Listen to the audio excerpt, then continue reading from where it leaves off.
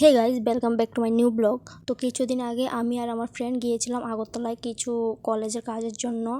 তো সেখানে কাজটা শেষ করে আমরা গিয়েছিলাম রাজবাড়ি একটু ঘোরার জন্য। কিন্তু আমরা যখন গিয়েছিলাম তখন দুপুর 2টা বাজে, তখন তাদের লাঞ্চ ব্রেক ছিল। তো তখন আমরা ওটা দেখতে পারিনি। তো তখন আমরা চলে গিয়েছিলাম জগন্নাথ বাড়িতে। তো জগন্নাথ বাড়িতে গিয়ে আমরা কিছু ঘোরাঘুরি করেছিলাম। তো এখানে দেখো জগন্নাথ বাড়ির মূর্তিটা।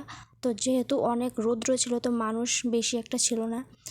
তো আমি কখনো জগন্নাথ বাড়িতে যাইনি। তো এই প্রথম আমি গিয়েছিলাম আমি আমার ফ্রেন্ডের সাথে।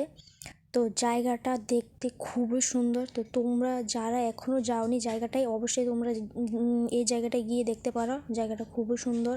আর দেখো জগন্নাথ দেবতার মূর্তিটা কোথায়, এটার চারিদিকে শুধু জল রয়েছে। আর এখানে অনেক ধরনের মূর্তি রয়েছে জগন্নাথ দেবতাকে কেন্দ্র করে। তো তোমরা যারা এখনও যাওনি এখানে, তোমরা অবশ্যই গিয়ে দেখতে পারো, তোমাদের খুবই ভালো লাগবে।